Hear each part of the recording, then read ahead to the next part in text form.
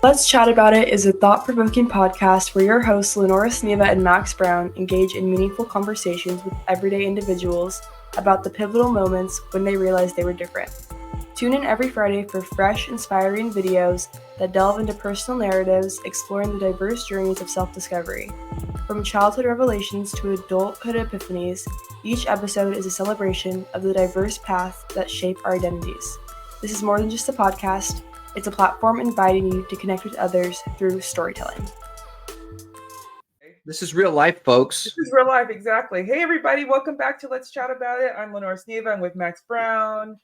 And we've got Diana Lopez on the line. She's going to be in soon.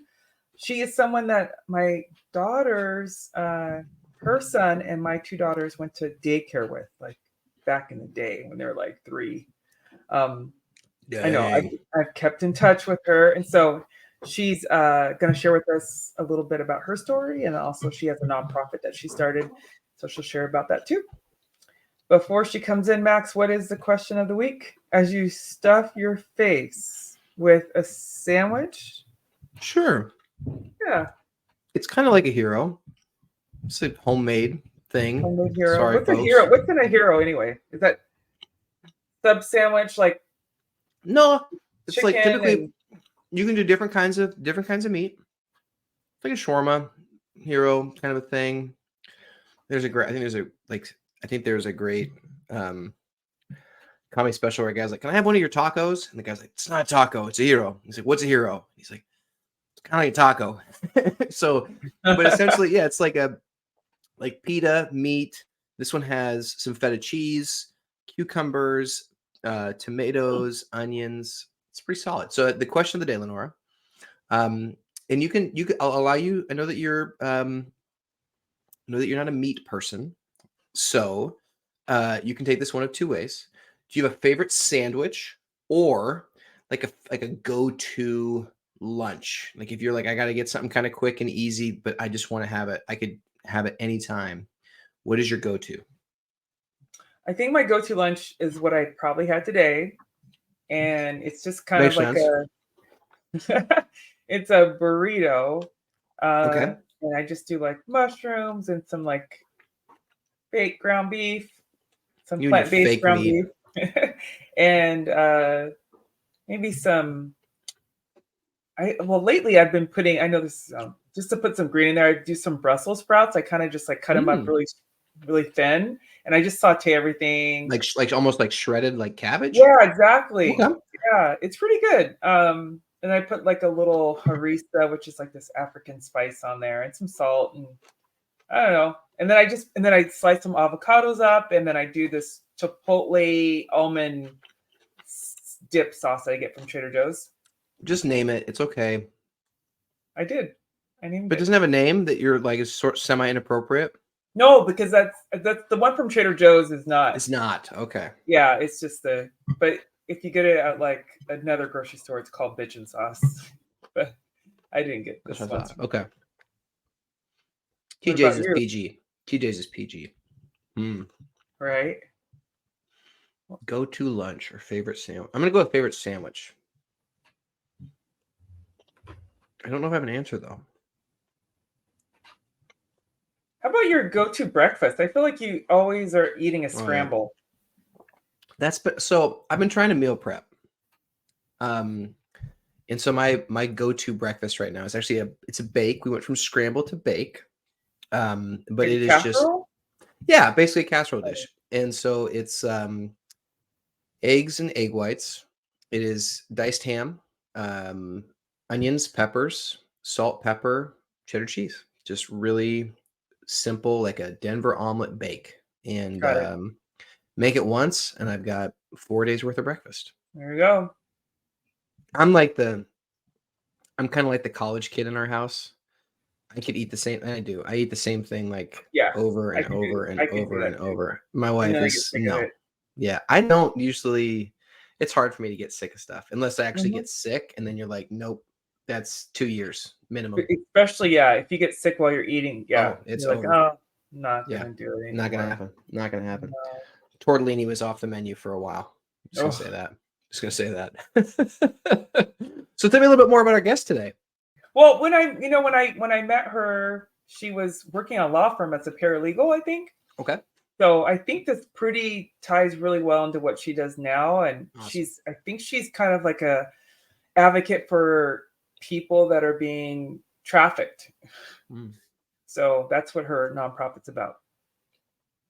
Awesome. So I don't know how she got there. I don't know how she went from the legal field to starting her own nonprofit and being an advocate. So it'll be interesting.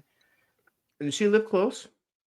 No, I mean, this is when we lived up in Seattle area is when I met her. So, but she does this. If I remember correctly, this nonprofit is not based in Washington, though. No, I don't think so. I think she's down in California now. I think she's from originally California, so I think she might.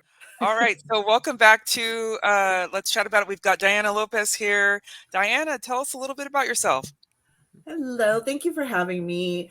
So I originally grew up in the Bay Area. We were here since I was about 3 years old. And I moved out to Washington State probably when my son was about 10 months old and spent about 15, 16 years there. And that is where, I met a great group of people. And before I had moved back, I really started to dive in on the whole healing thing. Like I decided, let me get my life together. Let me get rid of some of these old habits that I have, some of these old feelings that won't go away. And I was glad I kind of did that because that was probably about 5 years ago or so, I think is when I started. So I'm a late bloomer on that front. Not compared to some. Right. True. That's very true. I did it when it was time. Right. And I was able to kind of get past a lot of things in order to come back home and realizing, my parents are getting older. They're still together, still in the same house that I grew up in. And wow. And realizing that, my brother was here, but like, just not enough, I felt like my brother needed help. Right. So mom has several health issues. My dad, who, he still smokes every day, has a beer for dinner, and he is healthy as an ox. He doesn't take any prescription medication. He doesn't have any high blood pressure. He's that guy. He's the genetic guy. pool winner. Okay. Right. And I'm like, can I get in that? I want that side. I want that side. And so I decided to move home, and I was glad that I did, do some healing because, everybody comes from something when they're growing up, especially with parents who are of that generation that made us Gen Xers. Probably a little sketch, right? A little sketch in their parenting tasks. Actually, I just found out the other day that this woman was talking, and she said, I had parents that did gentle parenting. Or whatever they call it these days. Right. And whatever they're telling us millennials to do. Right. Exactly.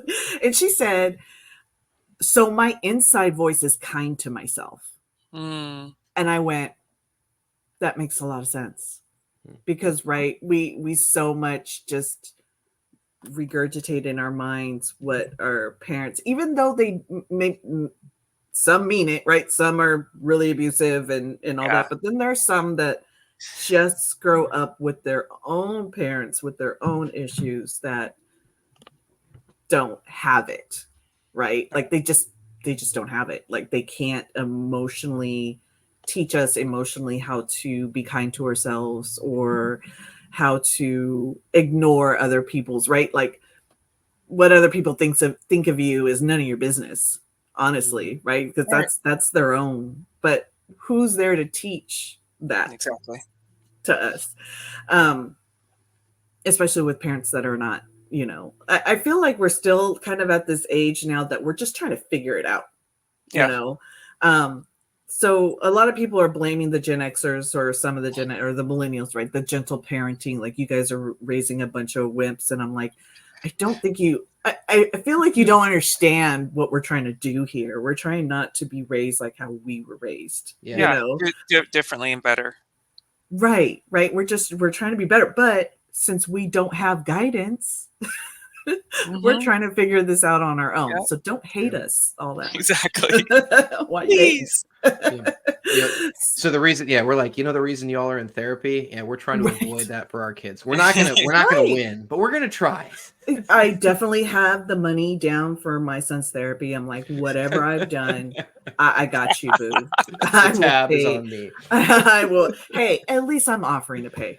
I don't see that anywhere around there for me. Nowhere. Well, that generation didn't go to counseling either. They don't really, you know what I mean?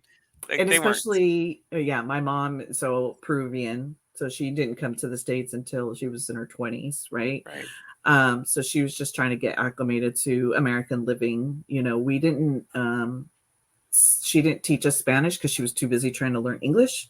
Yeah.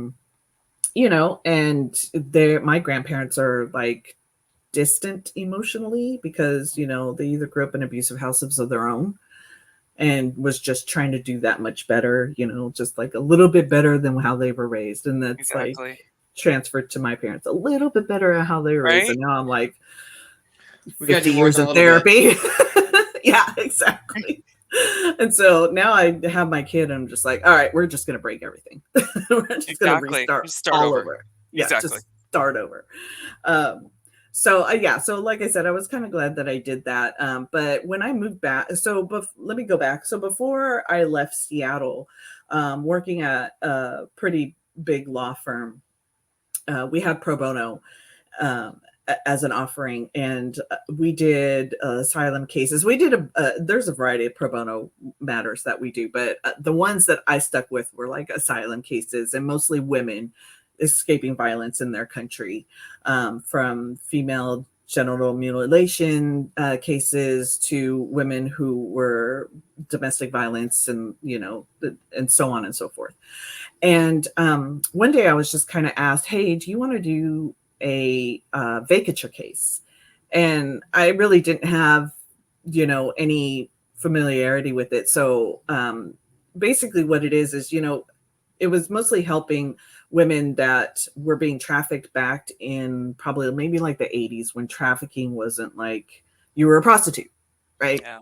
It wasn't that you were a victim of any kind of crime, because the prostitutes were the ones that always got picked up and put in jail.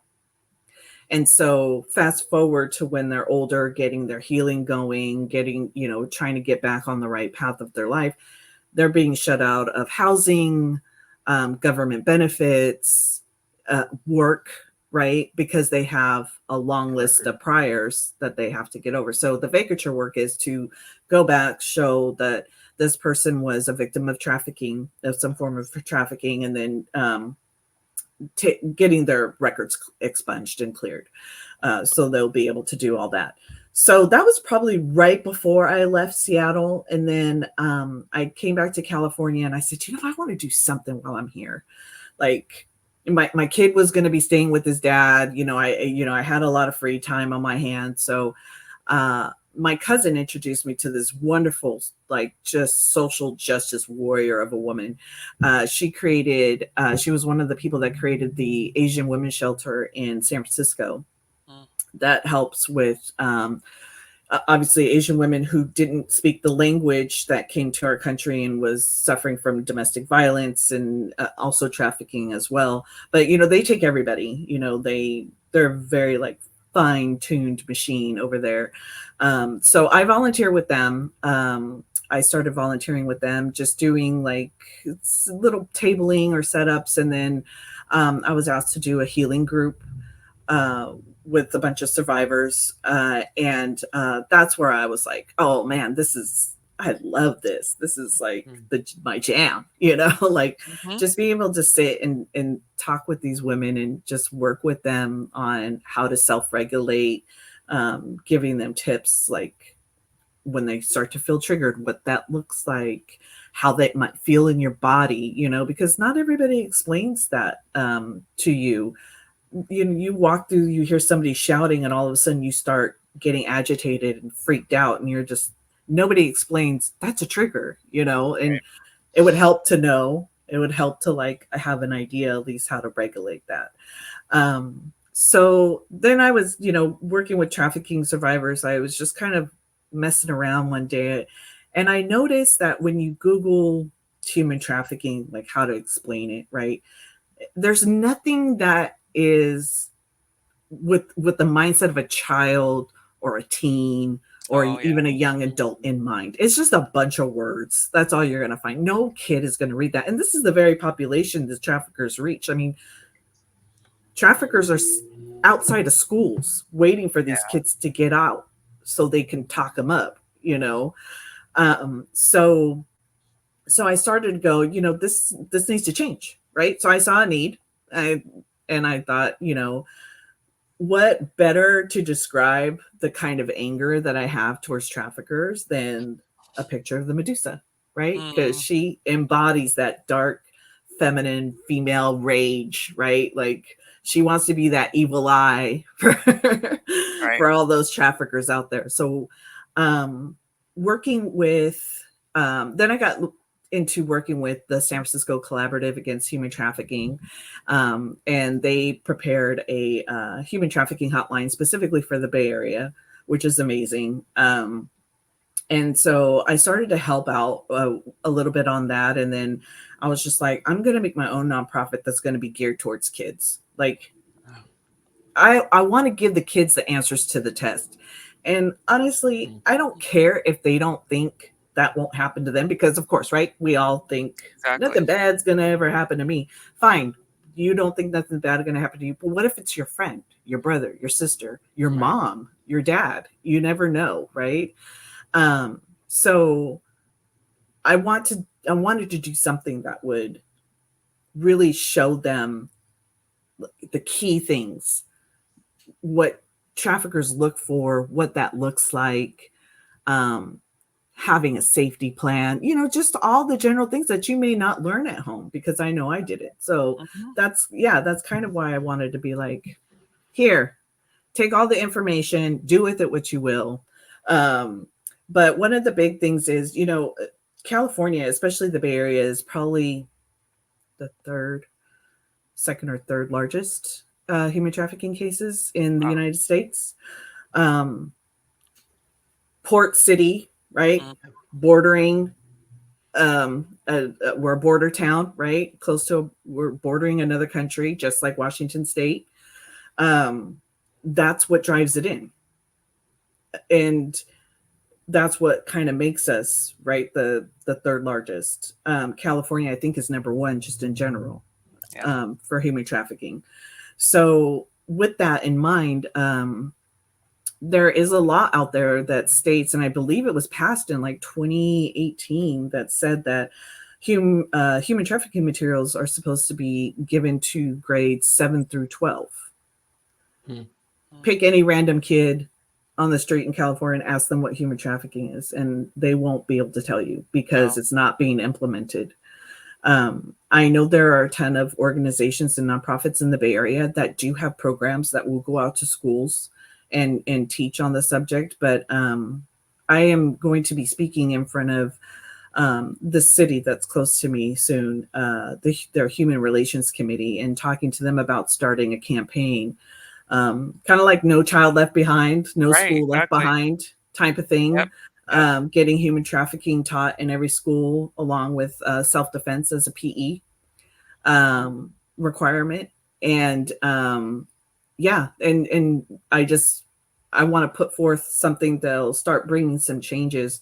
Stop making our kids sitting ducks, just because it's scary to talk about, and nobody wants to talk about it, at parties or anything like that. It's a pretty crappy subject, but all we're doing is impeding them, right? And making them available for anybody to use. So that's what I started to dream up the Medusa Project. And I'm excited to get it going. So yeah, awesome. That's why I wanted to talk about it today. Yeah, thank you so much. A clear passion for it. Absolutely. Go ahead, Lenore. All right, so Diana, tell us, bring us back a little bit. Sure. When did you first know you were different? What was happening for you? So, probably as a kid. But when you're a kid and you feel like you're different, it's not in a good way. Yeah.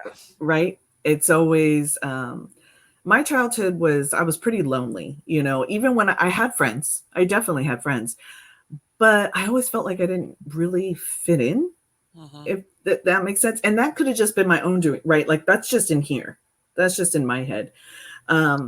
But I remember being, pretty young, and in my family, like I said, my mother's Peruvian, and Peruvian people, especially like, the Incans, and it's very spiritual people. They practice a lot spiritually with Mother Earth and the ground and all the things. And I started looking into that side of my past, or that side of my ancestors, because I remember me and my mom having this talk one time. I was coming home from school, and I was pretty young. I was still like in elementary school or something. And I remember walking past the house. There was an ambulance outside, and there was like 3 people standing at the door and like 1 person laying there. And I thought that was really weird, that person was just laying at the door.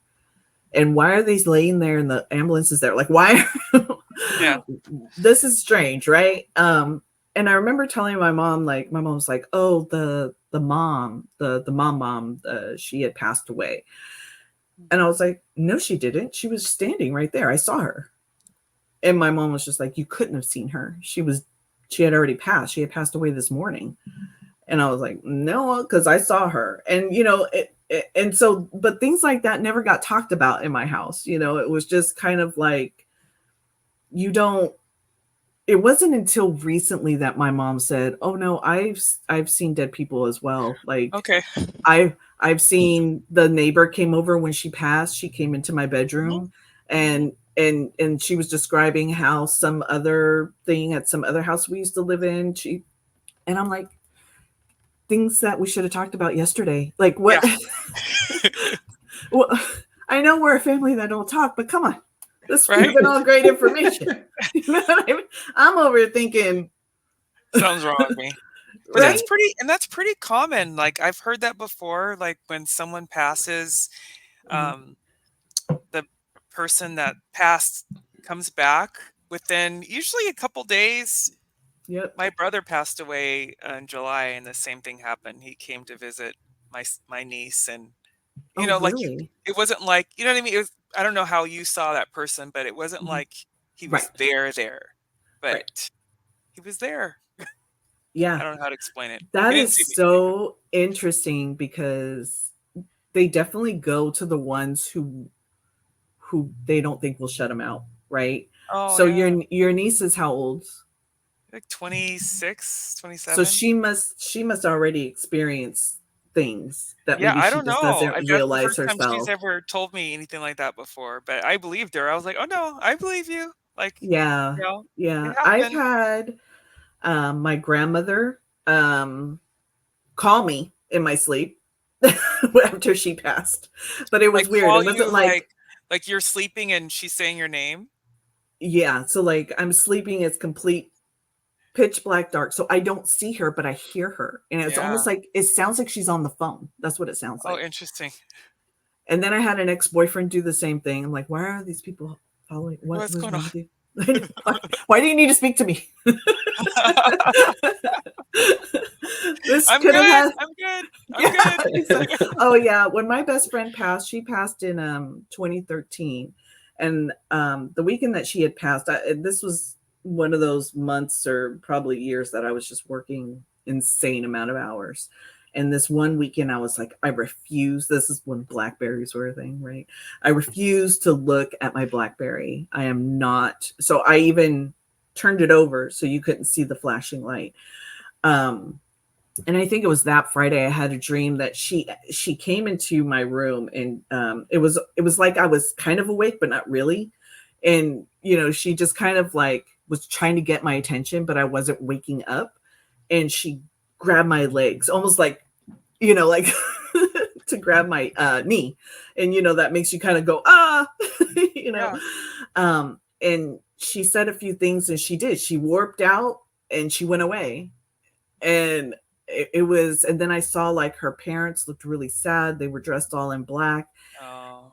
And at the time, my son's father and I were splitting up, so he wasn't in the house anymore. But he had been working, and he had texted or something and said, you know, how are you guys doing? Do you need anything? Blah blah blah. And I just kind of said, you know, I wasn't okay because I had this dream. And he was like, sorry to hear that, you know, whatever.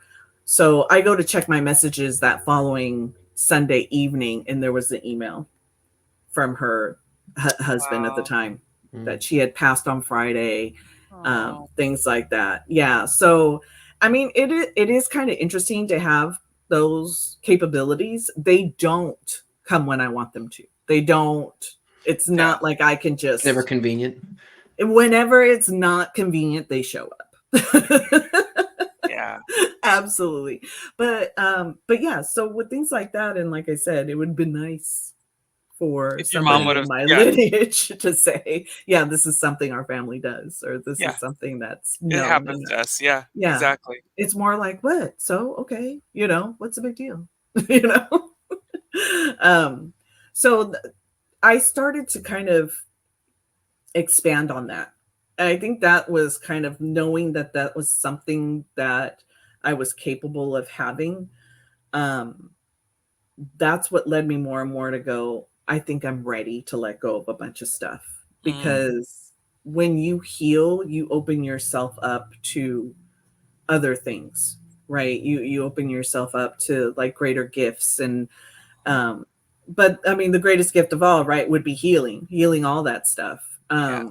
But you know, it definitely, it's hard. And I've seen looks on people's faces when I talk about it, and they kind of just go, what are you talking about?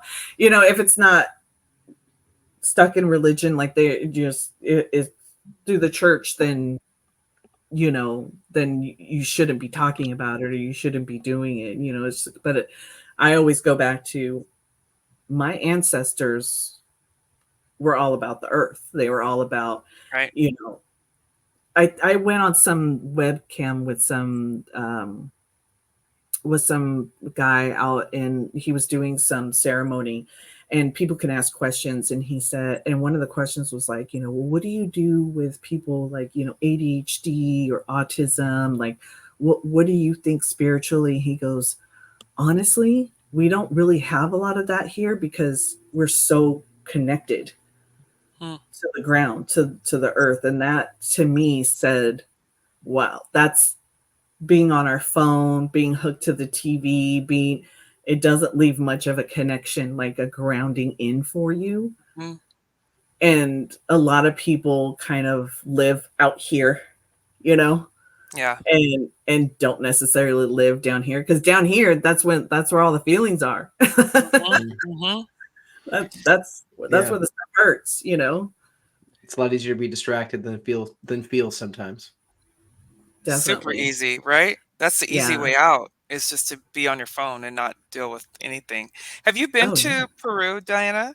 I have. Yeah. You have? Yeah, a few times. Once when I was a kid, and then another time was for my cousin's wedding. We still have family out there. And me and my mom went to Machu Picchu. And I gotta say, if you ever thought about going, just do it. What just kind of surprised you, or what kind of stuck with you about it? I feel like it was just like this kind of energy that was there, that it was very welcoming. And because a lot of people there tend to speak Quechua instead of Spanish, they could speak English better, or easier. It's easier for them to pick up English. And it was just like this belonging, you know, like when I was there, I just felt like at home. Like I wasn't nervous. I wasn't scared. I went to this market, and I was just kind of looking around. I was by myself, so I was just looking around or whatever. And this lady holds up a puma, the statue of a puma, and she comes up to me and she goes, "This is very good luck for lawyers." And I was like, all right, fine, give it to me. And I was just like, how did you know I worked for a law firm? You know? Were you carrying a briefcase the whole time? I know. I had my badge. But yeah, so it was a lot of those little things where somebody would say something that meant something to you. Mm-hmm. You know, so it was very inviting. And yeah, just being back over there, like, you know, obviously the city is the city, right? The Lima is still, you have pickpockets, you have, you know, the crowds, you have all the sirens and all the stuff. But when you go up and away from all that and are just in the mountains and surrounded by all those forces and energies there, it really does something for you. And I could see why people do plant medicine and go out there, because the energies are so strong there. But it's not scary. No, yes. Okay. Yeah. Yeah, it's very cool. It's I really enjoyed that. So I would definitely love to go back out there again. But you know, I'm always looking for the next fun journey. Like where's it gonna take me next? Yeah. Well, Dan, I'm a little curious about kind of correct me if I'm wrong here. So the work that you're doing now with the Medusa Project really comes from some of the work that you had done as being a part of some pro bono work at a law firm. But I'm assuming this isn't the only kind of work that you did at the law firm. But what drew you specifically to this line of all the things that you could have started a nonprofit for? What drew you to human trafficking? You know, because of just the difficulty I had growing up, I gotta say, when I probably started drinking and using smoking weed when I was like 12, 13, you know, just trying to numb a lot of the feelings that I had. So going into high school, it was more alcohol, more weed. And then when I got into my 20s, it was more alcohol, more weed, and other harder stuff. To the point where I was an addict for like 4 years, 4 or 5 years. And in that time, I was running from a lot of stuff, like a lot of bad decisions that I had made. And I mean, I kind of got to thank God that I didn't get charged for a lot of stuff I probably should have. But, you know, I looked at it as just kind of like, I did wind up getting arrested one time through no fault of my own. Of course. I'm innocent. I'm always innocent. And I remember it. I was in a car with my ex-boyfriend and 2 other guys, and there was a bunch of stuff in the back. There was dope, there was weapons in the back. And it was so stupid the way it even happened. I was giving them a ride. That's all I was doing, but I need to stop and get gas. So I stopped to get gas. It was, you know, midnight, 12:30, 1 o'clock in the morning, something like that. And I had just gotten my car back because my car had gotten stolen out of the mall, because it was like right after Christmas, right? So yeah, it was going into like Easter or something like that. And the cop ran my plates because, you know, I have 2 black eyes and a Hispanic and me. So what could we be doing? But something extremely illegal. You fit the profile, as they would say. Exactly. Yeah. Right. So he ran my plates and my car came up stolen. But I'm like having to explain away, it's not, but that's what he used. Right. So then it was, let me see everybody's ID. Let me, you know, and then, you know, ex-boyfriend's on probation. This dude's on parole. You know, like I had a pack of winners. I had a pack of winners, I tell you. And yeah, so they separate us all. They find all this stuff, but because nobody spoke up, I got charged. Because you were driving. Because it's my car. Your car. Yeah. But it was stolen. Yeah, but it was stolen. So they left that there. Yeah. So, and they wanted me to say something. They wanted, well, tell us whose it is. And I was like, I'm not going to do that, because it's the code, right?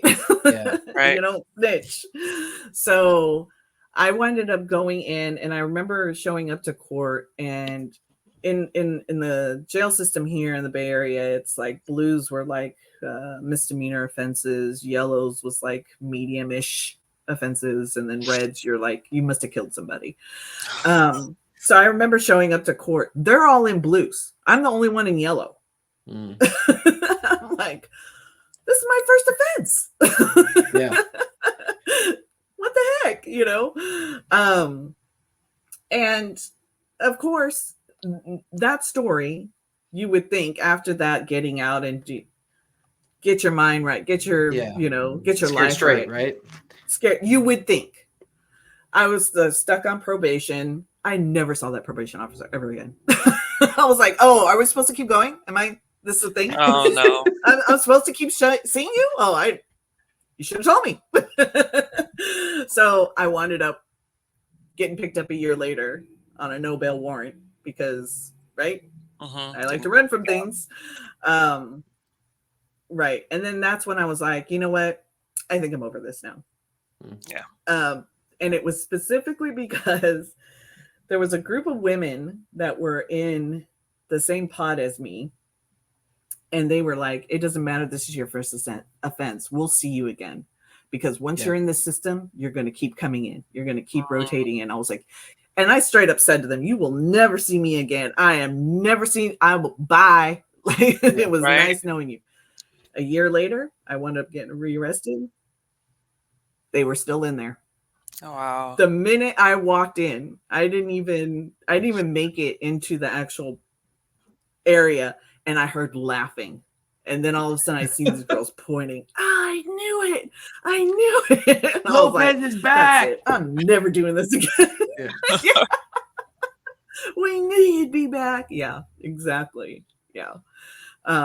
So yeah, I took my lumps, but you know, I definitely thought to myself, looking back on that, when I had to look back on that, when I was healing, 1,000%, there was no reason why I wouldn't have been trafficked.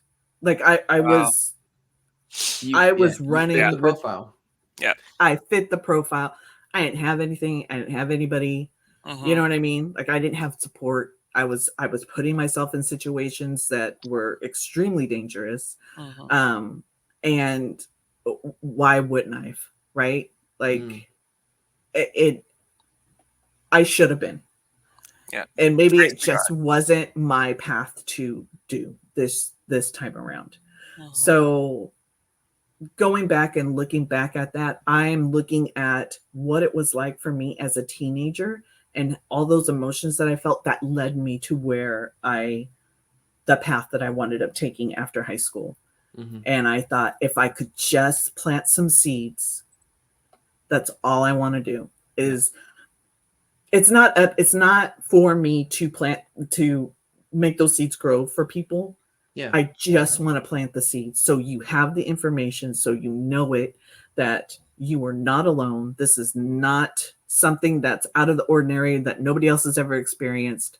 But let me tell you how we can overcome this. And the way that it came out was forming the Medusa Project, because this is something, human trafficking, people, I mean, it's not on the news every day like it should be. And it should be, you know, it should be more out there than just the political rigmarole that we have to go through every year, you know, especially during elections cycles. But it's just something that, why isn't this talked about more?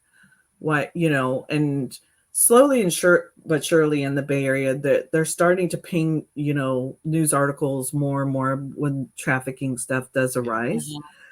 But it's not shoved in people's faces like it should be. Like, like an Amber Alert. I was thinking about, you know, like, or a Silver Alert when you have someone that's older. We need something similar. Yeah, thankfully. Thankfully. So, well, in Oakland, as of, I think it was about 6 months ago, when I understood there was about 1,500 girls missing in Oakland alone. And 1,500? Yeah. Girls were getting picked up off the street. There was you would think there was no task force formed. There was nothing like it. The nonprofits in Oakland were the ones to declare a state of emergency. It wasn't the city of Oakland. Yeah, they've got some issues over there. Yeah, there was. I mean, girls were literally getting picked up off the street, like, and not just literally picked up and grabbed off the street in Oakland. And I thought to myself, why isn't this on the news? Why isn't this being circulated like 24 hours a day? You know. But I think that they were at that time in the process, and now it's been implemented, the Ebony Alert. Yep. Okay. So, and I don't know that Washington State has just that, the California thing. Yeah, I think it's just California. Right. Which has been super helpful. It really has been super helpful because that's what needs to happen. It needs to be shown how many times are you receiving this alert, and then for people to go, yeah, wait a something's minute. wrong. Yeah. Something's wrong, right? Yeah. Something needs to change. So, yeah, there's just this huge dynamic out there right now that of just trying to get the word out. But like I said, it's not sexy to talk about human trafficking at parties, you know. So people automatically just kind of shut down and go, "Wow, that's really too sad." Like I don't really want to talk about that, you know. But that's what's leading us into the issues that we're facing right now.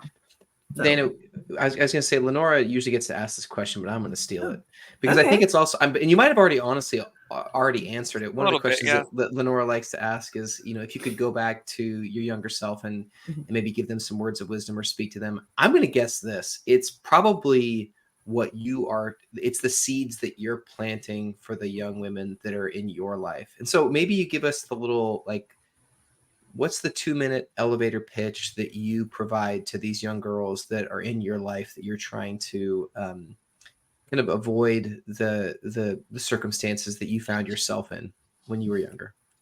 The first thing I would say is learn how to self-love and self-care, and other people's opinions of you are none of your business. And you are who you make yourself to be.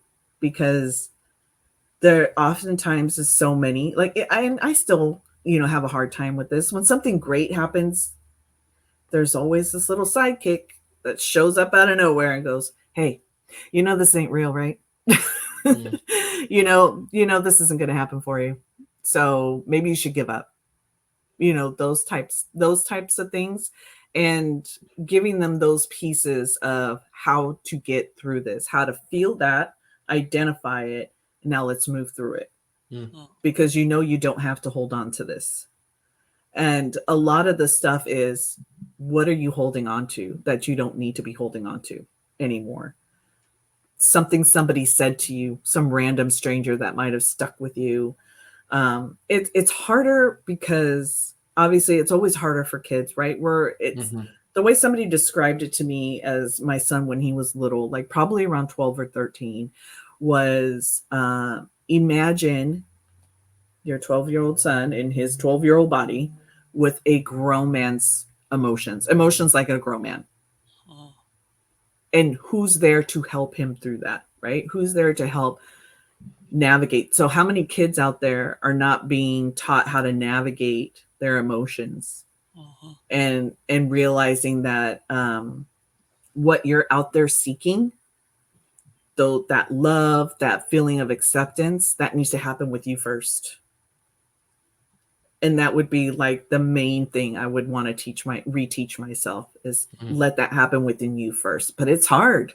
Yeah. Because we're taught as women, when you grow up, what are we doing? Having kids and getting married, right? There's not this taking care of yourself, and maybe you could be the type of partner that you can have a healthy relationship with somebody else first, because it starts with you first. Exactly. But not a lot of kids are taught that. I know I wasn't, you know. Yeah. So hopefully I can get that. Yeah. People will listen. Yeah. Keep planting those seeds. Yeah. I'm sure we'll try. Thank you so much, Diana. Thank you for joining us and sharing your story and about your nonprofit. And we'll make sure that we put a link to that in the description of the show so people can find out more information. That'd be great. Thank you so much. Yeah. And if people want to donate, just know that the donations will go to not only keeping the light on, but also we are doing the campaign of No School Left Behind and trying to get this education into the hands of teachers throughout all of California and beyond. I'm coming for Washington State next. Yeah. Awesome. Awesome. Thanks, Diana. Thank you so much. Take care. Bye. Bye. All right. So that was Diana. So what a powerful story. Yeah. Yeah. I don't even know what to say.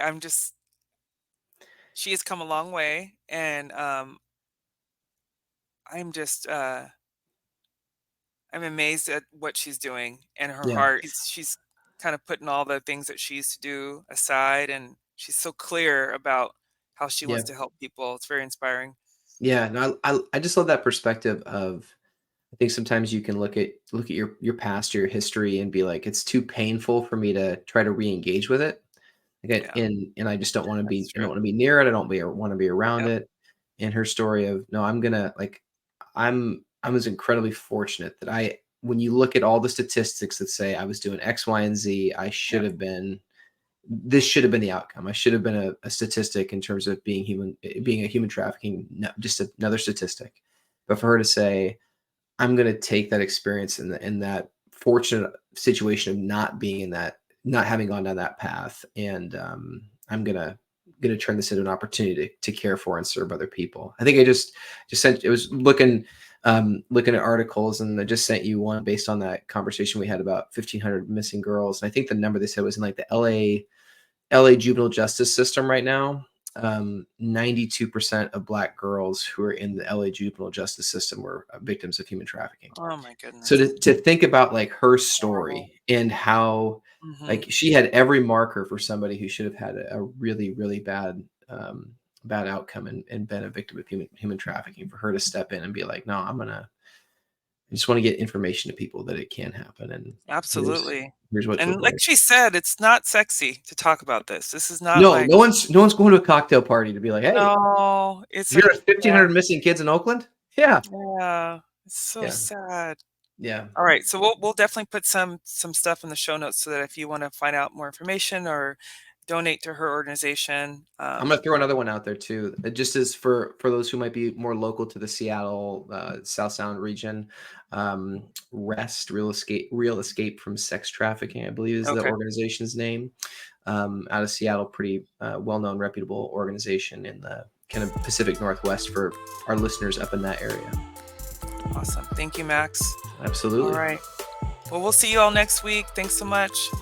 Thank you. The Let's Chat About It video podcast, produced and edited by Lenora Sneva, invites listeners to share their stories. To participate, email letschatnow1010@gmail. New episodes featuring people like you and me are released every Friday. Thank you for listening and being a part of a community who cares. Please follow us on Instagram, Facebook, YouTube, and Spotify. Thanks for listening.